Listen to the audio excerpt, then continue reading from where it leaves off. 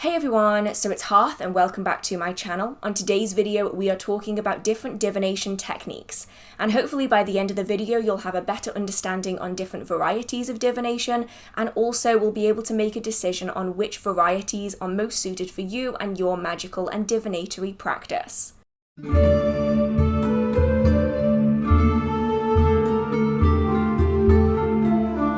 Divination is a topic that has fascinated many, both within and beyond the witchcraft community, but a few questions commonly get asked, particularly by those who are new to this style of practice.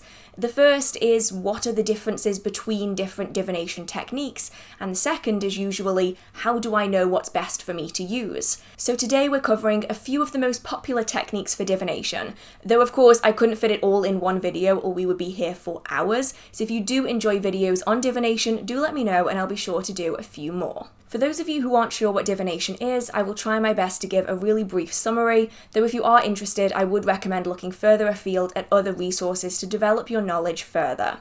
For me, divination is the ability to look into hidden worlds.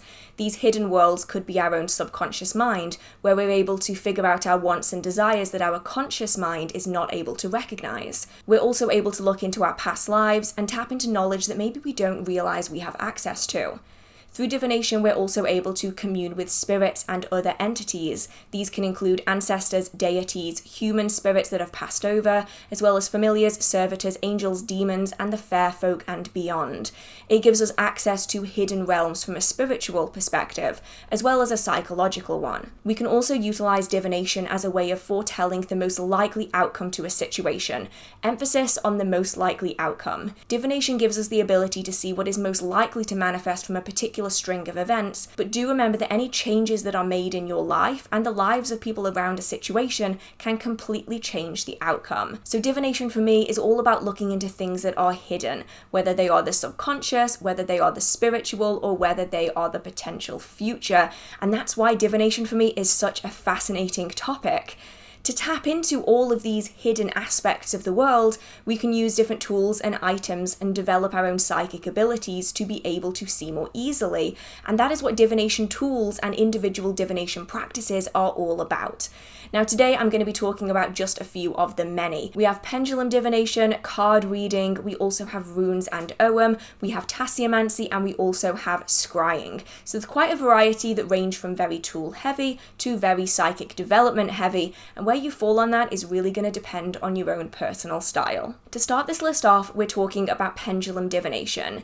Now a pendulum is simply a weighted object at the end of a length of cord or chain, at least from the magical and divinatory sense. And this allows them to be very accessible for people on low budgets and also beginners who just want to dip their toe in and see if they enjoy it.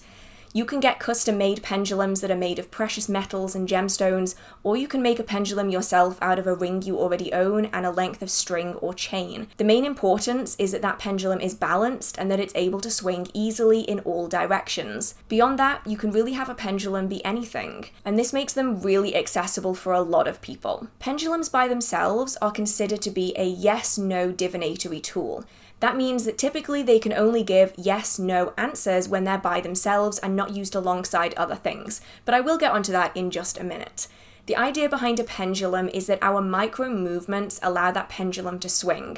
The micro movements are typically controlled by our subconscious mind, and so we are able to request answers and information from our subconscious mind that our conscious mind isn't able to know. These micro movements are things that we do every second of every day, and by asking and targeting questions, we are able to get more targeted answers.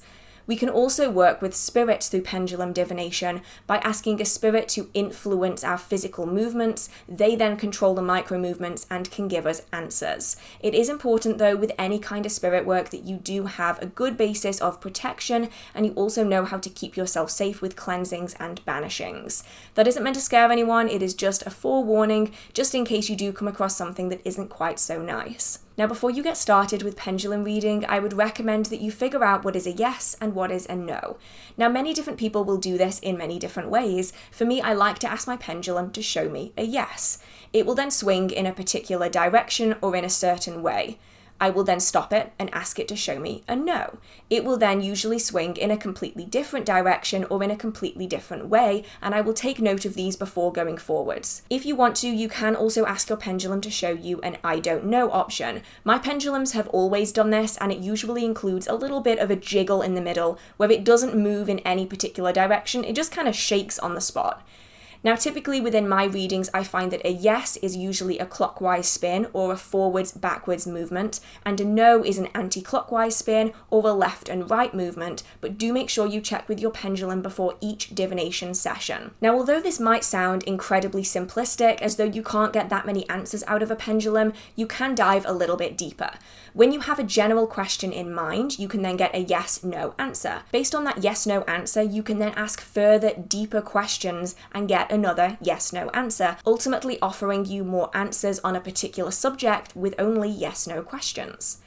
Now, pendulum divination is often disregarded as being very minimal and not very useful, but you can also work pendulums alongside a pendulum board. A pendulum board is an item that can be used alongside pendulums to add additional information.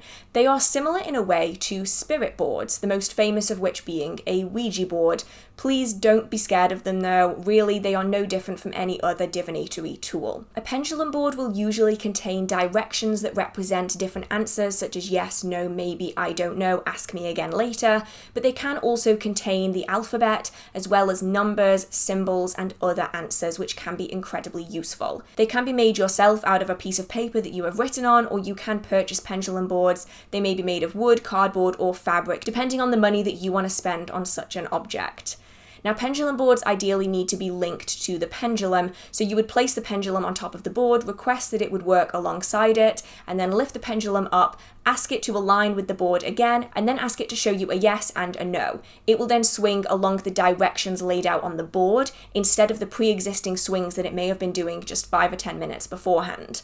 This gives you way more flexibility when it comes to working with pendulums, but you may find the answers come a little bit differently. So if you would like to ask for a name, you will move over the alphabet letters, and when it starts to wiggle, move, or somehow swirl around that letter, that is the first letter. You would then go back to A and start again, and that way you can spell out words, you can have dates, you can have numbers, and all kinds of different things. Honestly, I think pendulum divination gets a bad rep. I absolutely love working with it, and I do have a full video on pendulum divination that I will link in the description box if you do want even more detail than I have said in this particular video, as well as a visual representation of what it can look like. Now, pendulum divination does have a few downsides, though we can work around them. Firstly, it's not ideal for people with fine motor issues, problems holding items, or people who shake readily, as this is going to interfere with your ability to hold that pendulum steady, and it might give you false positives or even false negatives. So that does make it a little bit difficult for some people.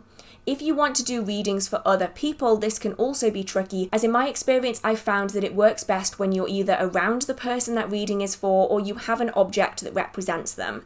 To get around this, you could have the person you're reading for touch the pendulum briefly before you start a session, and so it is going to be connected to their energy, or you might want to have an object, a photograph, or even a video call with the person the reading is for, so that you can more deeply connect that reading to the person. I have often found that readings that are done on people that are very far away, that I do not have any kind of interaction with at all, are a little bit sparse and spotty, mostly because it's kind of difficult to get that connection from thousands of miles away. So just bear that in mind. Next up, we're talking about card reading, probably one of the most famous varieties of divination out there.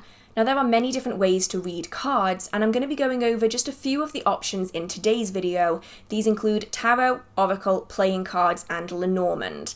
The type that you will choose is going to depend on what you feel connected to and which style you feel particularly drawn to. Card reading, much like pendulum divination, can be really good for beginners, as depending on the style that you're working with, these cards will often contain guidebooks or at least a small leaflet inside that will give you some guidance. There are also many books published on the subject that can really help develop your abilities and your understanding of the cards, and then as time goes on, you start to develop your psychic and intuitive abilities. As much as some people would love to claim that every single tarot reader must do everything intuitively from the very start of their practice, the majority of people who start learning card reading are doing it by the book, and over time they develop their connection to their cards, to their intuition, to their psychic abilities, and then the rest is history. So for me, I would say that card reading is particularly beginner friendly, especially if you can work with a deck that is fairly affordable. So first up, we're talking about tarot cards. Tarot cards are probably the most iconic of every variety of card reading out there. It's probably what you've heard of most commonly. Now, tarot cards are usually based off one of a few different systems, the most famous being the Rider-Waite-Smith system. This is what I will be referring to for the rest of this section because it is the most commonly found within modern decks. Now, tarot cards will typically be based off this pre-existing system, a deck that already exists, and so you will find that every tarot deck that falls under the Rider-Waite-Smith system will have a very similar layout. The artwork might be different, but the number of cards and the suits that the cards fall into are often the same. So most tarot cards come in a deck of 78 cards. These cards are then split into the major arcana and minor arcana, and the minor arcana are then split into 4 suits. And while the names of the suits may vary, the meaning behind them is always the same, and each card within each suit might look different, but it will have the same properties and association. And this is what makes it so accessible for people who want to have several different decks of cards, because every deck that is based off the Rider-Waite-Smith system will have cards that have the same meaning, even if the artwork is different. Tarot cards are also useful for doing reversal readings, which essentially doubles the number of card readings that you can get out of that deck. Essentially, a reversed card is a card that is upside down, and as a result of that, the meaning of that card is reversed or upside down. It all becomes a bit topsy-turvy, and it means that we can have a really strong, in-depth, detailed view of our particular question. You also have what are known as oracle decks. Now, oracle decks are not based off a pre-existing system. They're usually centered around the artwork, and so oracle decks can be any number of cards in any number of orders. One oracle deck will usually not line up with the next. They are usually completely individual, very art focused, and so they are good for people who want something that's maybe a little bit more creative, a little bit more free flowing, but you can use them in the same way as a tarot deck. The only caveat here is that a lot of oracle cards have less cards per deck, and so you may well have less variety and options with your reading. Next up, we have playing cards, probably the most accessible of any card variety in this list, and that is because if we don't already have them at home, we're likely to be able to find them really affordably. Now, playing cards are really interesting to work with. They have a similar layout to the minor arcana of the tarot. They have 4 suits, and so the suits can then be related to the tarot suits, and so each individual numbered card will also relate to the numbered card within the minor arcana of the tarot. And so it is really interesting to have that crossover. There are a few downsides, however. You don't have the major arcana, though I suppose you could create it yourself by getting an additional set of cards and creating your own. They also don't have any imagery on them, and so if you are drawn to work intuitively based off images, colors, symbolism, then that isn't something you're necessarily going to be able to do the same. And also they do not come with their own guidebooks for divination, and so you're either going to have to create your own system or work with a system that has already been created. You can find these on the internet as well as in books. So that is another option. The final variety of cards we're talking about in this section is Lenormand. Now for me, Lenormand is an interesting combination of tarot and playing cards. They very much have the look of playing cards and often have the playing card suits, but they often contain imagery on them as well, which allows us to tap into our subconscious mind and our psychic abilities. And so it is that interesting hybrid. They're often more affordable than tarot and oracle, but more expensive than standard playing cards, but they do have a system associated with them that you can learn from books, so that does make them really accessible. Now, many of the cards I've spoken about can be reversed, especially if they do have directional images. The exception to this would be playing cards, because the playing card image is the same one way up as it is the other. And so that is something that you can't do with playing cards, is have any reversals, unless you mark the cards to show which is up and which is down. That is an option that you can do if you don't mind marking the cards. Now, you can read cards in many different ways, but one thing you will need to do is shuffle. You'll need to decide whether you want to read reversals or not. The way you shuffle is going to vary depending on that fact. And then you're going to decide if that reading is for yourself or another person. If it's for yourself, you will shuffle those cards until you feel it's comfortable for you to stop, and then you will lay out a spread or pick out a few individual cards. If you're reading for someone else might want to shuffle the cards for you and then stop when they feel comfortable, or they might tell you when they want you to stop, and then you will read from that stopping point onwards. You can do a single card draw where you just take a single card out of that deck. You might want to do a 3-card draw, or you might want to follow large complicated spreads for your readings. It's entirely up to you. So I really love working with cards, but it isn't necessarily going to be for everyone, especially if you do struggle with fine motor skills, much like with pendulums. Next up, we have runes and Ogham, or any variety of casting divination. Now I want to reiterate here that runes and Ogham are not the same thing. They are, however, close enough in their technique that I felt I could group them together to save time. Both of these systems involve the use of significant symbols, which are then carved onto objects to use for divinatory purposes. Within the runic system, you would be using the runic alphabets. These could be the Elder Firth-arc, the Younger Firth-arc. There are many different varieties and are used really commonly in Norse traditions and practice. These are often carved onto stone, wood, or clay, though there are many other options available, and are then used as a form of divination. Ogham is similar in that Ogham staves are carved into pieces of wood.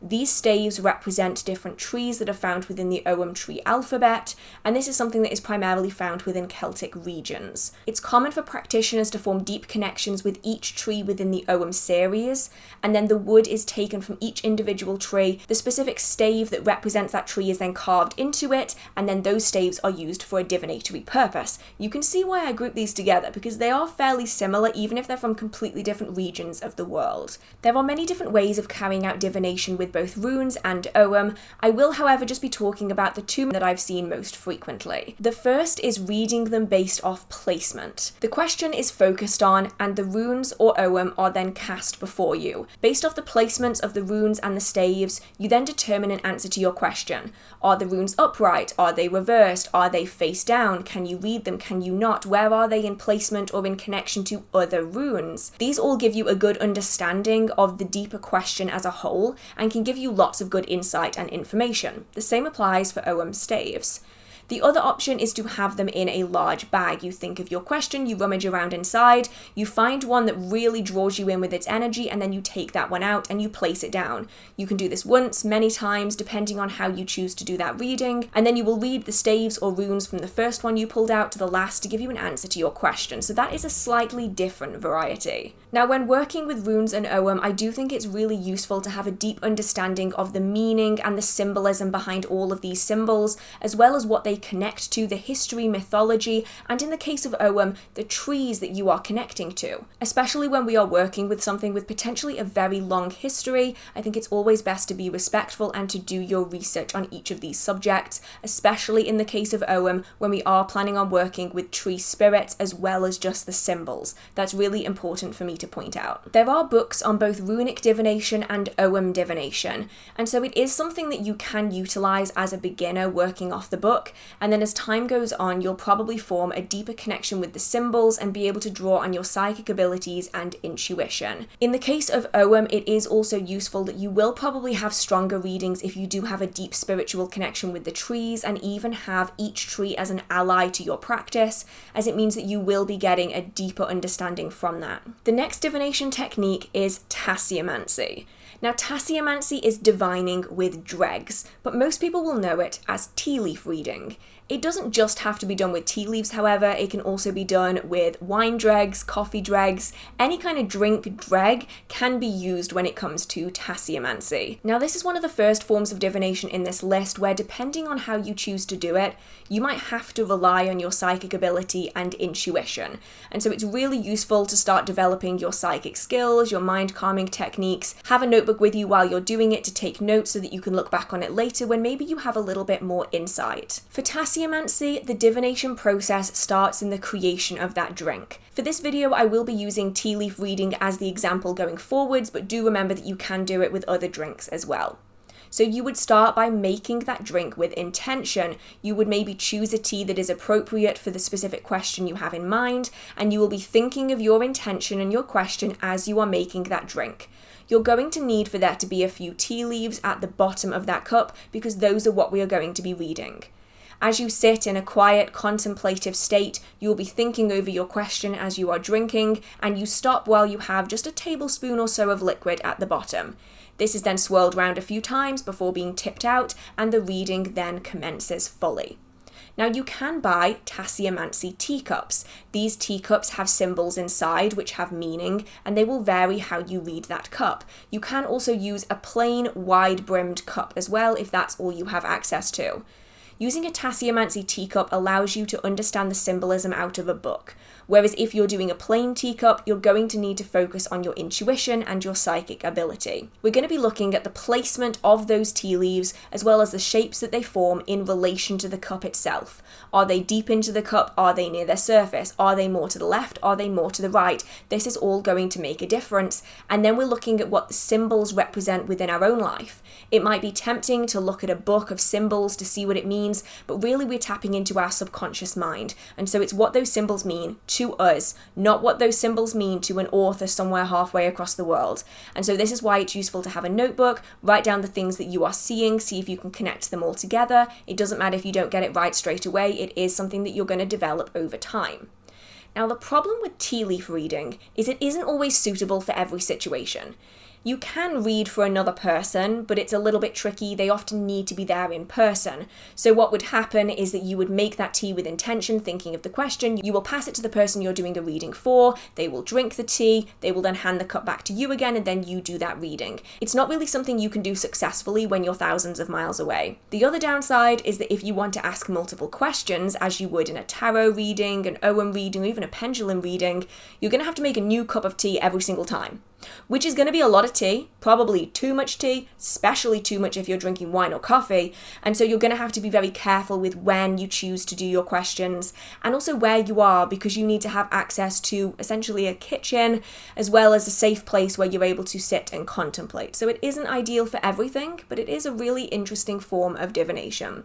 Lastly, for today's video, we're talking about scrying. Now, scrying is probably the form of divination that requires the most psychic ability and intuition. It's something that you can't really undertake successfully without these skills. So it is going to take time to develop them. Don't be disheartened if it doesn't happen instantaneously, or if you're having a hard time understanding what you're getting through.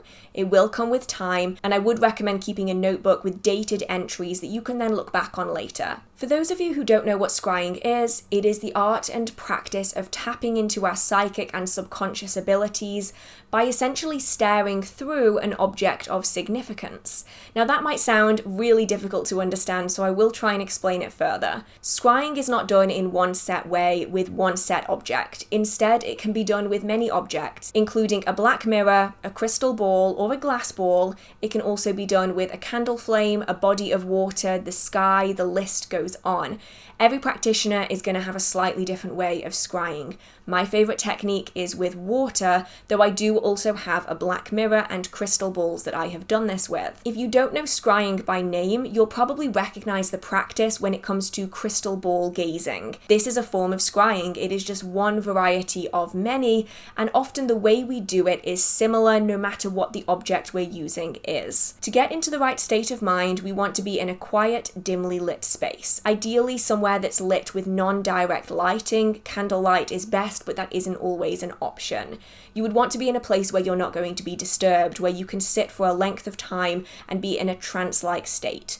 You might want to have on some repetitive, non-lyrical music that will allow you to drop into that state. There are pieces of music on YouTube, for instance, that are designed to help drop you into these trance states. And I'm not talking trance music like do do do do do do do. I'm talking like relaxing trance music for spiritual trances and not nightclub trances. You're also going to want some paper and a pen to note down anything that you might get through, as well as some form of timer. Now this could be someone who's going to knock on the door in 10-15 minutes, this could be a phone alarm, but if it is a phone alarm, please make sure that the screen is facing down so that the light doesn't disturb you. The point of the timer is to break you out of that trance-like state, as it can be very easy to spend hours when doing scrying and it just feels like a few seconds. When you're just getting started, I'd recommend 5-10 minutes perhaps. Moving up to only really up to an hour is where I would call the maximum, otherwise you start getting really fatigued and tired. You're going to want to sit in a really comfortable position with the object that you're going to be looking into in front of you.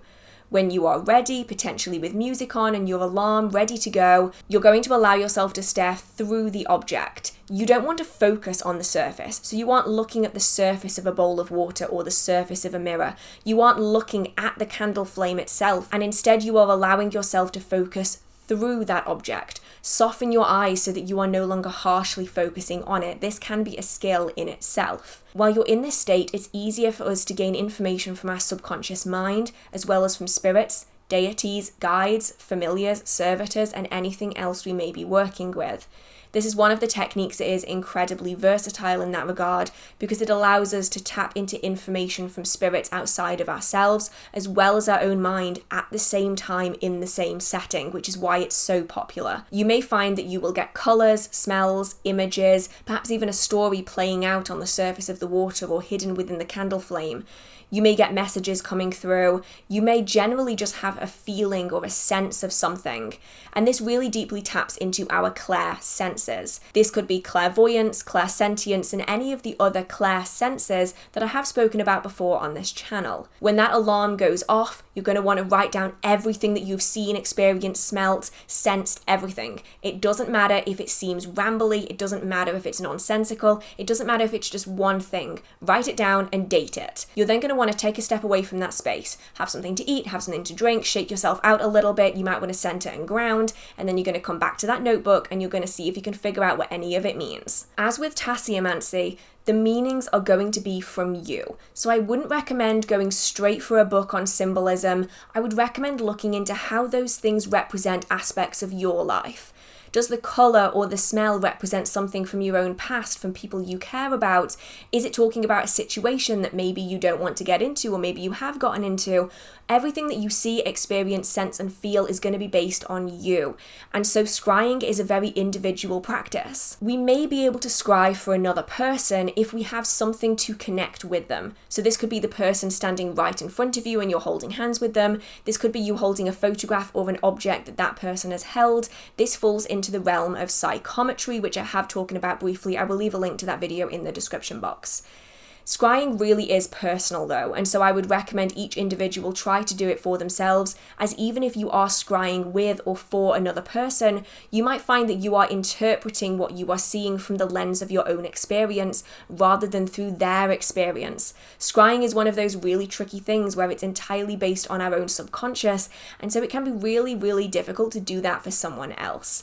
But it can be useful for out and about situations. I myself have scried out and about with a candle flame or even the White Spring in Glastonbury. Many of us will have done it as children as we look into a cloudy sky and try to pick out symbols and meaning. What we pick out isn't necessarily magically there, but it is something that taps into an important part of us, perhaps something that we need to look a little bit more into, and that really determines what it is that we are seeing. One person will see something completely different from the next based off our own experiences and what it is that we need to work on within ourselves. So those are all the techniques I'm talking about in today's video. There are many, many different varieties, and I'm hoping that by the end of this you'll have a deeper understanding and will perhaps be able to decide what you would like to work with.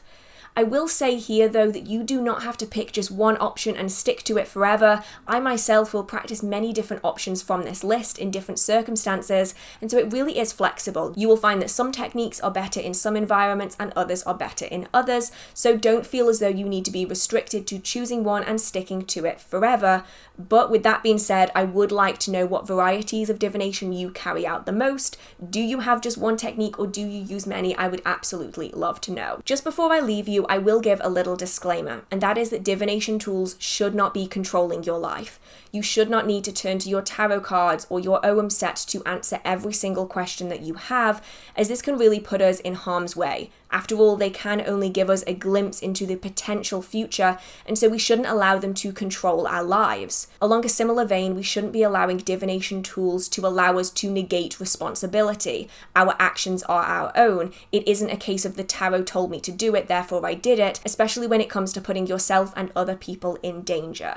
Divination is a wonderful tool. It can allow us to tap into our subconscious, connect with spirits, ancestors, deities. We should not be relying on divination every second of every day to answer every single question we may have in our lives. And if that is the case, I would say it's time to take a step back, reevaluate, recenter yourself, and then progress from there in a healthier manner. I do feel like that is important just to help the people who are maybe struggling with this within their own lives. So with that being said, I hope you are having a marvellous magical day. If you do enjoy this video, let me know by liking it. If you would like to see more videos on divination techniques, feel free to post it in the comment section, as well as have a chat about anything magical that you would like. As mentioned earlier, I will leave links to extended videos in the description box. I've probably put them on the screen somewhere as well, so that you can have a deeper understanding of each of these topics from a video in its own right. And if you do enjoy the magical content on this channel or in this video, I try to post every single week, so feel free to subscribe. So I hope you're all having an amazing summer. I know it is rather toasty this year, so I hope that you are all staying safe, and I will see you next week for another video. Bye! Right, one problem with black lipstick. Where's me makeup palette? How have I lost that?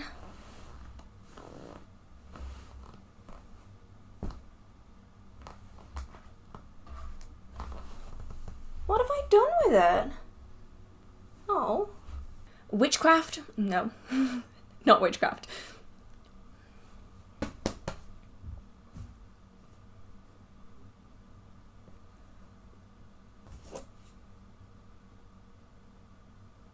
How did I lose that? Yeah, you remember that makeup palette that I literally was looking everywhere for and couldn't find, and I was lifting things up and spinning in spirals? That was on the seat next to me, with nothing around it. How did I lose that?